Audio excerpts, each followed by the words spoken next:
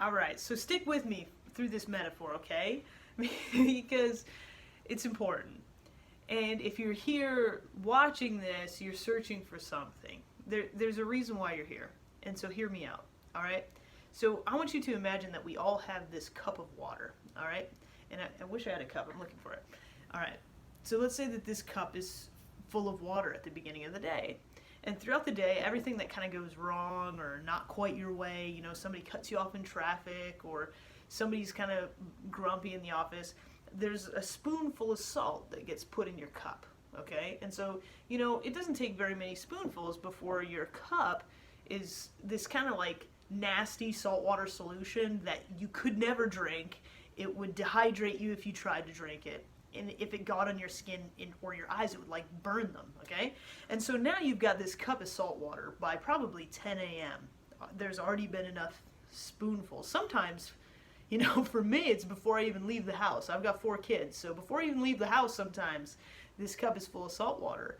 And as we go through our day, we walk around and it splashes and kind of spills into other people's cups, right? And so now we're tainting our kids' cups with salt water, our colleagues, even when we just go to pay at the grocery store, our cup is so full of salt, our saltiness is spilling over into everyone else's cup, all right? And, we come up with these strategies of how we can keep the salt out, It's like, we want to not let anybody, I'm going to block you from putting salt in my cup. And that's just not a good strategy to have because we can't control everything that happens in our life. We can't control the people, we can't control the weather, we can't control the traffic. We just can't. And so what we need to do is we need to take this little vessel of a cup and we need to turn it into this big flowing river. Okay, so imagine this huge flowing river and it's so full that there's no bank. Like it's actually spilling up over the bank and it's moving. So every time you throw a spoonful of salt into it, that body of water is completely unaffected. You could take a cup, a measuring cup, and throw it in there, and it would be essentially unaffected. It would just flow through. Okay, and so that's what you need your heart to be like. That's what you need your internal dialogue to be like. That's how you need to move through life. Because all of those little spoonfuls of salt, you're never going to keep them out. And what happens when you can have all of this water flowing, when your banks are full, that also splashes over and it cleanses other people's cups. It cleanses your children's cups and it eliminates their salt water, and you can give them water, you can give them life, you can give them love. It flows over into your organization, into your business, into your marriage, into your relationship with your parents. All these areas of life, this flowing river can touch. And so I know people, they ask me and they seek, like, what is life coaching about? And that's the best way that I can describe it. Life coaching is about taking this cup of water that people have. You know what? There are days when I am not a river. There are days when it's like, I got a cup. And we even like say it, like, you're putting salt in my cup right now. And it's not that I need you to stop doing that. It's that I need to just, generate some more water right now. And so how do we do that? How do we generate water? How do we become this reservoir of water?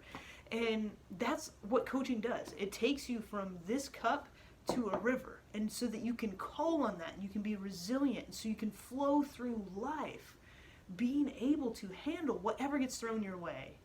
And right now in the current situation, in our current economics, in our current home lives, we need to be rivers more than ever. And so the next question people ask me is like, oh, what does coaching cost? And the cost, you can't think about what coaching, the cost of it is. It's like, that's like asking what's the cost of investing in the stock market, right? Like, paying for coaching isn't investing in something that you will use for the rest of your life. And so the question, when it comes to cost, you need to ask yourself what it's going to cost you if you don't become a river. What relationships are going to break down because you don't know how to how to spill water into them, what relationships aren't going to thrive, and think about the relationship with yourself. What are you doing right now to your health in an effort to avoid the pain of dealing with your problems? And I think that you can look at it two ways. You can either spend money to mask your problem, and that's like shopping, eating, playing, drinking, smoking, like all kinds of things. We do all, staying incessantly busy, like signing your kids up for 1 million activities. That was me. It's like I can either spend money to mask my problems, or I can invest money to give myself the tools and resources to be able to handle any problem, any obstacle, whenever I want. And so to me, when I look at it that way, coaching is very inexpensive. It's one of the most valuable things I have ever done. One of the most valuable things I have ever done is invest in myself and the knowledge and the tools and the power that add to myself. And the more I find out about myself, the more I uncover small awarenesses about triggers and anxieties and insecurities, the more I discover, the more I can connect with other people, the deeper my relationships can be, the more I value my health, the better financial and health choices I make for myself. And so, I was in pursuit of a financial goal when I stumbled upon personal development. I was in pursuit of making more money so I could take my family on more holidays, to escape my life, to escape from the reality that I probably wasn't showing up as engaged enough of a parent as I should have been. And I thought if I took my family on more vacations, my wife would love me more, right? And I started to realize that all of these things were not even true, and that money wasn't going to solve those problems. And so whatever brought you here, there's a mountain that you need to climb.